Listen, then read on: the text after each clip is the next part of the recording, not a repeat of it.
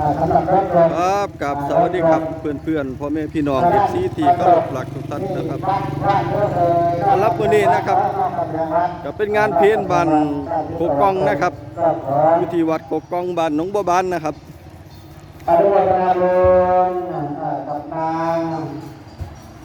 ฝากกดไลค์กดแชร์กดติดตามให้กับผมตั้งเด้อครับพ่อแม่พี่น้องที่เคารพรักทุกท่าน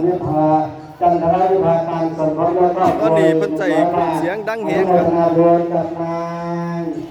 คุณสิงห์เกินก้าวพ้นด้วยครอบครัว100 บาทอนุโมทนาบุญกับคุณแม่พรสุภาล้ำลาคำพ้นด้วยครอบครัว100 บาทอนุโมทนาบุญกับคุณพ่อวัชรวิทย์โสภาพร้อมด้วยครอบครัวอีก120 บาทอนุโมทนาบุญกับคุณแม่สงัดตามใจพร้อมด้วยครอบครัวอีก100 บาทอนุโมทนาบุญกับคุณแม่ลำไพใจกล้าพร้อมด้วยครอบครัวอีก100 บาทอนุโมทนาบุญกับพ่อบุญทันชัยยงพร้อมด้วยครอบครัวอีก100 บาทอนุโมทนาบุญกับคุณแม่มีวงพาพร้อมด้วยครอบครัวอีก40 บาทอนุโมทนาบุญกับนายสมศักดิ์แสงคำพร้อมด้วยครอบครัวอีก100 บาทอนุโมทนาบุญกับคุณแม่หวานแสแสงพร้อมด้วยครอบครัวอีก100 บาทอนุโมทนาบุญกับเด็กชายปัณวิทย์ศรีนามพร้อมด้วยครอบครัวอีก100 บาทอนุโมทนาบุญกับคุณแม่ร่วมสิงสนิทพร้อมด้วยครอบครัวอีก100 บาทอนุโมทนาบุญกับนางสาวกัญญาสิงสนิทพร้อมด้วยครอบครัวอีก100 บาทอนุโมทนาบุญกับคุณแม่หอมเสนานพร้อมด้วยครอบครัวอีก20 บาทอนุโมทนาบุญกับคุณแม่มีกิริยาดีพร้อมด้วยครอบครัว20 บาทอนุโมทนาบุญกับเด็กหญิงพัฒนาพิมลเยี่ยมมากพร้อมด้วยครอบครัว20 บาทอนุโมทนาบุญกับเด็กหญิงนางสาวสรติพิพิรนพร้อมด้วยครอบครัวอีก20 บาทอนุโมทนาบุญกับคุณแม่ละออนศรีมงคล200 บาทอนุโมทนาบุญกับคุณแม่สวนสมบูรณ์พร้อมด้วยครอบครัวอีก40 บาทอนุโมทนาบุญกับเด็กหญิงวนิดาพิสิทธิ์พร้อมด้วยครอบครัวอีก100 บาทอนุโมทนาบุญกับคุณแม่ทองภูลการสวนพร้อมด้วยครอบครัว50 บาท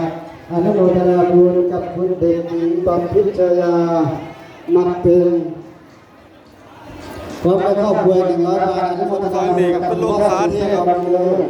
พร้อมด้วยครอบครัว100 บาทอนุโมทนาบุญกับนางสาวสุกัญญาเสริมแสงพร้อมด้วยครอบครัว100 บาทอนุโมทนาบุญกับนางสาวกัญญาหินกองล่าหินทองหลานพร้อมด้วยครอบครัวอีก40 บาทอนุโมทนาบุญกับคุณแม่ทำส่วนรวมสุดท้ายพร้อมด้วยครอบครัว40 บาท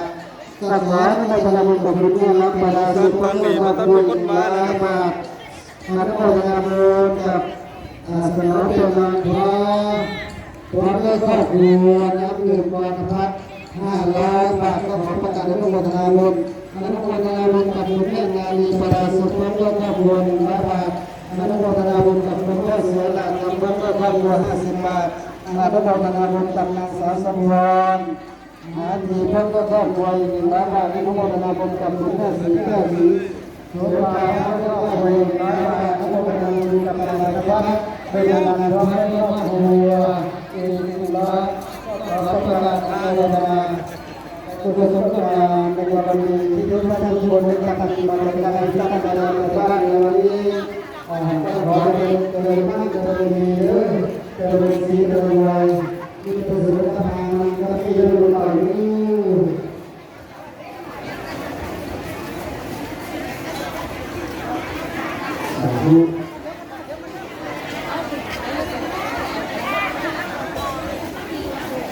ดีเลยครับดีเลยกับท่านผู้เรียนดีเลยครับดีเลยผู้เรียนดีเลยดีเลยแล้วก็ไปหน้าองค์พระใหญ่บัวศรีเลยองค์หน้าองค์พระใหญ่บัวศรีไปจุดที่นู่นไปขอพรที่นู่นขอคนละ1 ไลค์แชร์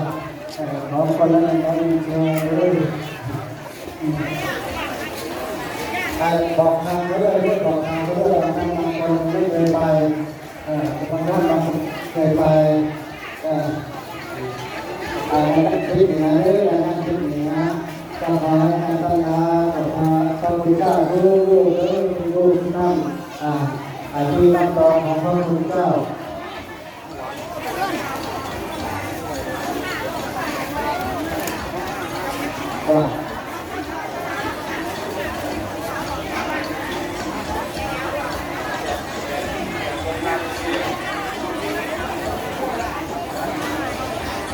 เรา